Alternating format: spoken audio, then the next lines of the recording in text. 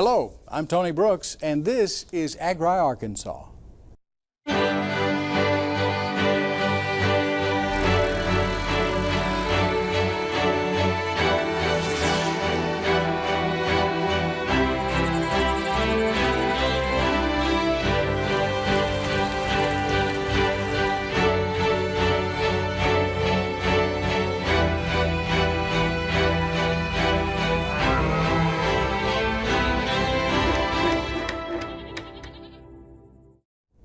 Today we continue our look at agriculture in each of Arkansas's physiographic regions. The Arkansas River Valley encompasses parts of 16 different counties through much of the middle of our state. The diverse topography, geology, and human history in this area have resulted in a fascinating and thriving agricultural region. Let's take a closer look now at agriculture in the Arkansas River Valley. In the River Valley area, we're kind of unique. We've got some river bottom soil along the Arkansas River Valley, but not a whole lot of acres. Then you've got the kind of the middle area of these counties, which is kind of rolling hills that lends itself to pasture land and cattle production and poultry production. And then the extreme northern part of most of these counties are in timber. The bulk of our acres are soybean, and we grow approximately 4,000 acres a year soybean, and then 1,000 acres of winter wheat is a typical winter wheat crop for us, and have been lately growing about 500 acres of corn and approximately 1,500 acres of long grain rice. Not everybody in the valley grows rice. It's picked up a few acres here in our area in the last couple of years, but it's very small acreage compared to our neighbors to the east in the Delta. When you add up all of the crop acreage in the River Valley, you know, there's some farms in eastern Arkansas that's probably got more than 1 or 2 farms than what we've got in 4 or 5 counties. But it is an important thing to the people that's growing it, you know. I've been in the River Valley since my folks moved here when I was in the 7th grade. I began working with some local farmers in their chicken houses and baling, cutting hay. I liked it enough that I felt like that was going to be something that I was going to be doing a long time. We do have a very varied soil type here in the valley. We have fields where literally we have 4 colors or 4 textures of soil in the same row. On about a half-mile row, you can go from red to black to tan to fairly white. A lot of things went on in this particular area is, you know, eons ago when the Earth was, as we know it, was being moved around. If you go back 400 to 600 million years ago, you have the continents in a sort of a bumper cars, if you will. So we have this collision from the south, and it is going to create the Ouachita Mountains. And again, that very distinct east-west ridge line there. And it's sort of like your bumper when you get hit, your car gets hit. You've got the crinkles there in the front of the bumper. And then the Ozark Dome is a plateau that's lifted up out of that on the back end, and it's sort of like the back of your bumper. It doesn't have the crinkles on it, but gets kind of pushed up, if you will, and that gives you the Ozarks. Well, that leaves behind the Arkansas River Valley. It's sort of the part in the middle of the bumper that gets sort of a warp in it. You know, most people would think that the River Valley was just created by the Arkansas River, but it wasn't. It was actually created by this geologic phenomenon, and then the river has certainly done its share of erosion and depositing of sediment, but it's not a classic river valley that like we normally think of them. The 4 crops that we grow here in the valley are pretty much typical of the valley. Now, a lot of the operations have an animal component, whether it be poultry or swine or beef cattle. As far as the poultry farming, Conway County seems to be in the hub of Arkansas's poultry business. We have a 6-house poultry farm, which we grow about 190,000 chickens 6 or 7 times a year. We enjoy the proximity of the poultry industry. A lot of the growers are right here in the valley with us. The ability for us to harvest corn and take it to the feed mill and be fed to those chickens within a 24-hour period is amazing. The growers have actually told us that they can tell when local corn comes off because the birds do a little better on their feed conversion. Not every poultry operation in this country has that advantage. The other upside with the poultry is you've got the litter that's produced in these poultry houses, and that's what's made the pastures in a lot of cases. We use that for fertilizer, you know, spreading it back on pastures. There's some magic in the chicken litter that's been a little bit hard to quantify, even through research. It's been studied extensively. Given the same analysis of commercial fertilizer opposed to chicken litter put out side by side on the same field, and you'll gain just a little bit more on the magic side. We've also got approximately 80 head of Charolais Hereford mama cows that works in well with the farm. And the other side of our farm, we have 4,000 pecan trees, which we are just getting started on. They're about 10 years old, and we're getting about 20 to 30,000 pounds per year.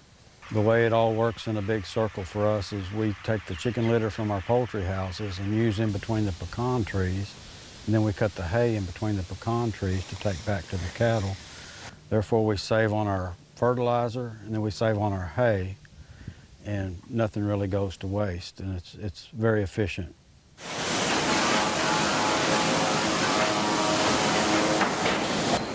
The company, Green Bay Packaging, came to Arkansas, and I think they began looking for a site for a virgin craft mill in the early 60s. We run a paper mill at Morrilton and a woodlands division, which manages our company land and procures wood, and then our sawmill, which is a southern pine sawmill where we saw dimension and timbers. I think the Morrilton location was attractive for several reasons. Building a craft paper mill, you need to be on a river, you need a water source. You need a raw material supply, you need pine in this case, and you need a available workforce. Most of our timber land holdings are in a band from west of Little Rock across the center of the state towards Fort Smith, and it's just where we've acquired land. Of course, we try to keep our distance of haul to the mills as short as possible.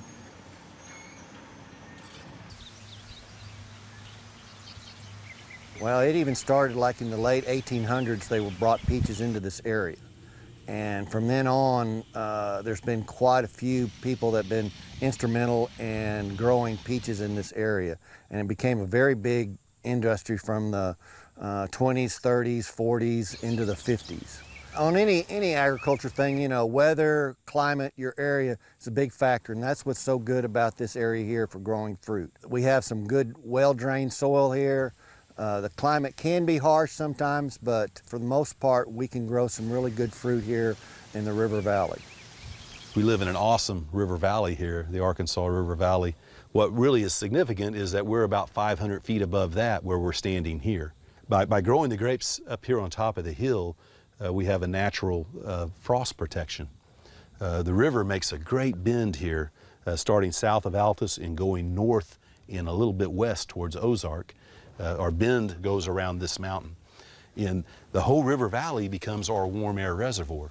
Cold air rolls in here, and because it's heavier, rolls off the mountain. And the way the river's configured here, we have an all-night reservoir of warm air that'll come back up on top of this plateau. And it allows us to grow tremendous variety of grapes. Typically, agriculture works with what we're given. So you take a soil type for a given area, and we try to match the crops to the soil type. So the clay soils hold water much better, so they're very good for rice. The pecans are pretty soil specific on what they need. And the sandy loam soil here in the River Valley is the ideal location. Agriculture is very important to this economy. You know, we've got everything from 10-acre producers up to 2,000 acres, maybe better in some cases. I think that the people that are involved in agriculture here in the River Valley seems to work together down here. And if there's something that I needed, I wouldn't have any problem going and asking my neighbor. I think agriculture's been a part of this area for a long time and will be that way for years to come. Since I've been here for 40 years farming, I can't see any other life that I would have chosen. We'll talk more about agriculture in the River Valley in a few minutes with Dr. Mac Ramey, head of agriculture and professor of animal science at Arkansas Tech University. But first, auctioneering. The speed and cadence most people think of when they think of an auction is a uniquely American tradition. Some believe it dates back to the Civil War era, when tobacco auctioneers may have developed a style as their auctions spread from Virginia into other states after the Civil War. However it started, it is a tradition that can still be heard echoing throughout auction houses in Arkansas. Let's take a look. When I was a kid, I used to sell rocks. They like this cow, draw little circles, run them through it, and sell them like it's in a sale barn. What really got me going over in Tennessee was I was over with my daddy and another guy, and the auctioneer was drunk that day. They had to have somebody to sell it, so I sold it that way, and word got out, you know, that I was an auctioneer. This is Arkansas Cattle Auction here in Searcy, Arkansas. We've been in business here since 2007. We sell on the average approximately 800 some head of cattle a week on average here. We have a sale every Tuesday, except maybe Thanksgiving and Christmas. Last week we sold 1,027 cattle. We had a very busy week. Numbers are down just a little bit from last year. We had a lot of grass in the area. Some people are holding back some of the cattle. Last year we set a record here in Searcy. We sold over 44,000 cattle through this little building here last year. Larry Perry is our auctioneer. He's been auctioneering, I believe, about 50 years or so. He's very good. He's quick, but he is very clear. People don't have a difficult time understanding him. He's very perceptive when people are making their bids and picking up on who's bidding on the cattle. You're most likely not going to end up buying a cow if you just kind of scratch your nose or something a little too discreet. Most of the buyers kind of develop their own little personal touch on how they're bidding, and Larry's very good at picking up on what their signal is. Sometimes if he's unsure if you're bidding, he may kind of point your direction and ask, are you in, or, you know, are you wanting to bid on this head, if he's not really sure. Well, you do it long enough, you pretty well know. They'll look at you more so direct, you know, with an eye cut or something, working their fingers. Like you say, very few of them scratch their nose, but I don't know. I just get to know the buyer, get to know how he does it, and pick it up from there. Well, the reason auctioneers talk fast is so they can sell a lot of product. Auctions are fast. People want things sold fast, and they want their, and an auctioneer needs to talk fast to move as much merchandise as possible in as short a time as possible. It absolutely creates a sense of urgency because of the speed. They've got to make up their mind and either get in and play or not. Definitely, in selling what you do, there's a sense of urgency. Here's a product, we're going to do it a particular day, particular time, and now. And the fear of loss, because when one starts bidding, they start claiming ownership of that product. So whatever the case may be, once they get involved in the bidding process, there's a lot of psychology. You know, if you've learned a lot of names as an auctioneer, you'll see that the body language of a buyer says, I want this item, but they're not doing anything, and as soon as you call their name, they nod their head or they bid to you. So the psychology and learning to read people's body language and all this is a part of that. You know, that's part of selling. Well, anything you do, you gotta want to do it, and I've always wanted to do this ever since I was just a little bitty kid. It's just what you pick out in life. I will practice a lot. I practiced for years and years. Ride down the highway talking fast, go from one telephone post to the next and pick up my speed, back off and do this and that. Yeah, I practiced for lots of years. In Arkansas, to become an auctioneer, you do not have to go to an auction school, but I strongly recommend it. But to become a licensed auctioneer in Arkansas, you need to contact the Arkansas Auctioneers Licensing Board, get a licensing packet, and the study materials therein. You study, come take an exam. You will have to pass a criminal background check and sit for an exam, and you will receive your license. It's a good profession. There's still a few coming out in it, but I don't think there's as many as there used to be years ago.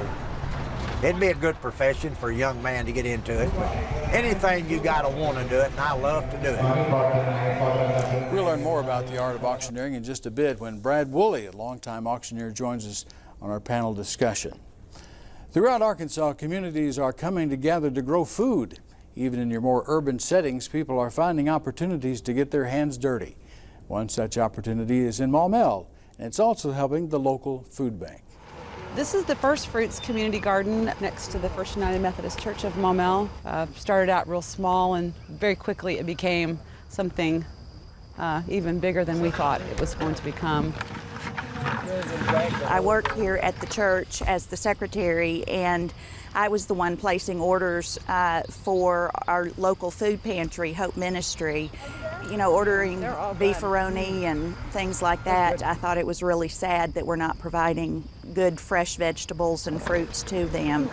We gather all of the fruits and vegetables, or a portion of what we've grown, and we give it to Hope Ministry Alliance, which is a local food pantry here in the Maumelle Marche area. We're actually providing fresh produce for those in need. I'm Kayla McGill. I have squash, and earlier in the year I had potatoes and carrots. It's a lot easier than if I had to go out in my backyard, because I'm living in an apartment right now, than trying to grow it in my little patio. Good, aren't they? Fresh foods are a lot better than the processed, and the processed cost a lot more. Makes me feel good about myself when I know that I'm doing something for somebody else, when I'm just out here having fun. We're all learning from each other. We've got some folks that are expert gardeners. They've been doing it for years. They've had their own gardens. Their parents always had gardens. And then there's those of us that just decided one day, I think it would be cool to have a garden. So we get to learn from those that have been doing it for years. And it's so exciting to see when you start something from seed and it's just this little bitty thing that all of a sudden becomes a tomato plant taller than you. It's just, the whole process of gardening is just amazing.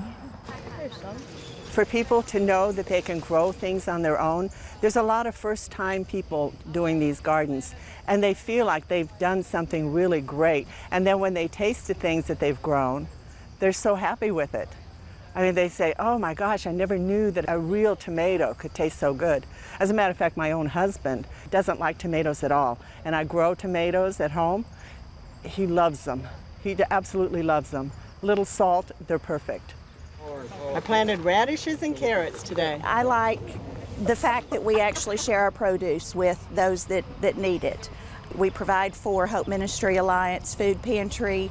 The tenet of the garden is that whatever you grow, you share a portion of that with a neighbor or a food pantry someplace local here in town. So we're actually feeding those that don't have the capability of gardening. What a wonderful way to get back in touch with where your food comes from and help your community as well. Joining us now is Dr. Mac Rainey, head of agriculture and professor of animal science at Arkansas Tech University, and Brad Woolley of Woolley Auctioneers. Gentlemen, welcome and thank you for joining us today. Dr. Rainey, we'll start with you. We started out talking about the agricultural diversity of the Arkansas River Valley, and it seems as though just about every segment of Arkansas agriculture is represented in those 16 counties. Yes, sir. It's amazing. I've traveled a lot during my career, and here in the River Valley, everything's pretty much represented. I mean, from the animal or livestock side with cattle and beef and poultry, and even some sheep and goats are represented, and then we have the normal cash crops, corn and soybeans and rice and those kind of things, as well as vegetable and truck farms. Yeah. So they're all represented. They're all there. And we've always heard that you could build a fence around Arkansas and it could exist on its own, and that could be said of the River Valley as well, I guess. Yes, or probably more so than some of the other parts of the state. I was very impressed with how farmers in the River Valley region utilize the products and even the byproducts of the region to enhance production. And we heard about the locally grown corn used for chicken feed, but then the chicken litter to fertilize cattle pastures. I guess this efficiency is something that grew out of necessity. Yes, it's amazing because normally you'd think of chicken litter as a byproduct or waste, and we can use it as fertilizer and feed in a lot of cases for cattle, and that decreases cost of fertilizer, and you don't have chemical fertilizer, which some people are opposed to. It helps to keep it on the organic side, so to speak, and helps, and it helps to reduce the cost of production of some of our livestock. And it was interesting that he said even when you do the side-by-side comparison, that magic in that, as he called it, in the chicken litter was even better than the commercial fertilizer. Yes, sir. And you know, and there's things we have to watch out for using chicken litter on a regular basis, but you know, overall, the quality of the fertilizer is as good as anything you'd purchase from a chemical fertilizer. On the program here in the past, we've talked about grape production in the River Valley, but I was not aware of the peach production and the pecan orchards. And again, these are products that require somewhat different soil types and even a little different climate, but yet they're still both grown very successfully in the River Valley. Yes, sir. The fruit production is actually growing. I mean, we've had grape production for quite some time with the wineries and so forth, but there are more people getting into it and developing an interest, and I guess that's probably the key to it is that increasing interest in providing or doing things on your own that you would normally not think of, or people wouldn't think of. But even the fruit production and the pecans are growing at a pretty good pace. Yeah, and you know, we're seeing that growth. So I was going to ask you, are we going to see more pecan orchards over there, more peach orchards?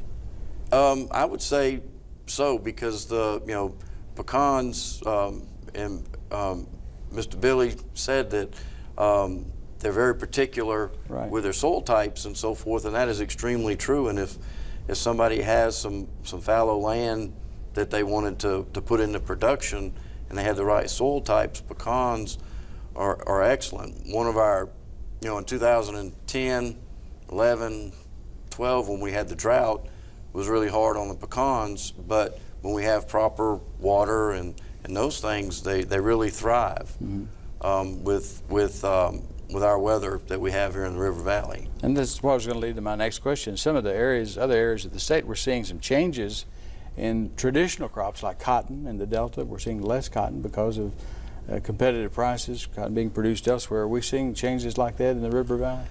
It's on the big crop farms. The soybeans, corn, and rice are always going to fluctuate based on price and so forth, and they're always looking for niche markets or niche opportunities to where they can capture a little more revenue or profit from their cash and the time that they put in. So it's never going to settle in and be exactly the same thing all the time. They're going to move based on the economy and what people are wanting and where they can get the best price. Okay. I want to move on to the psychology of selling. I'd never really thought about it like that, but auctioneering in that regard, but it makes sense. You're creating a sense of urgency. Absolutely.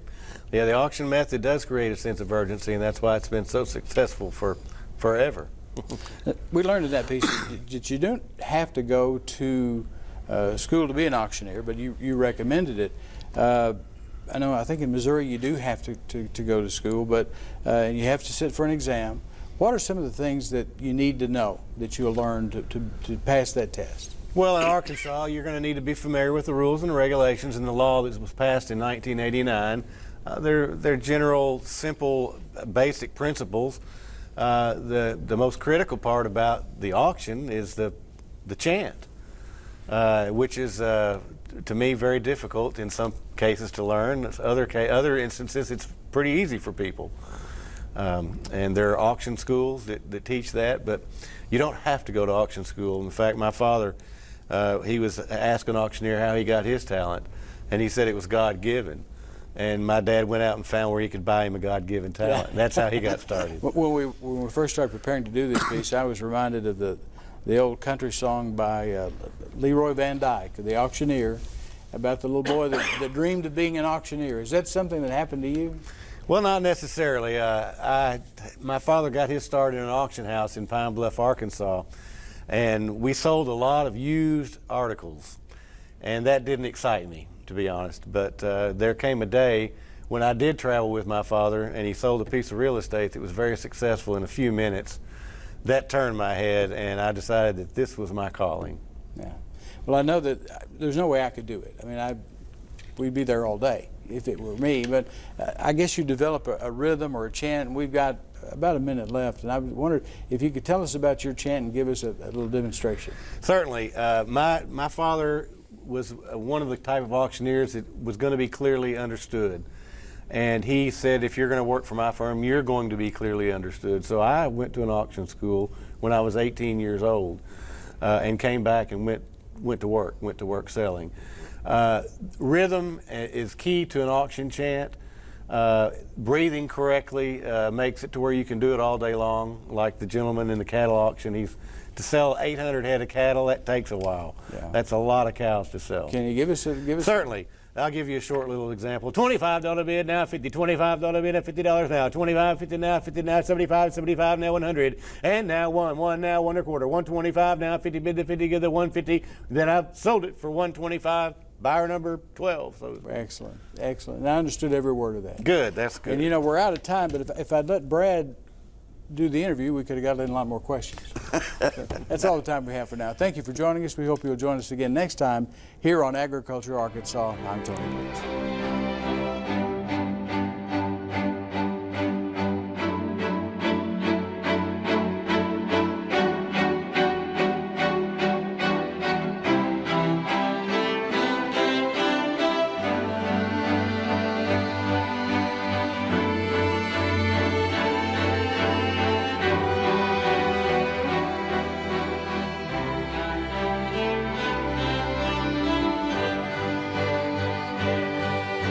Major funding for this program provided by the Moving Image Trust Fund.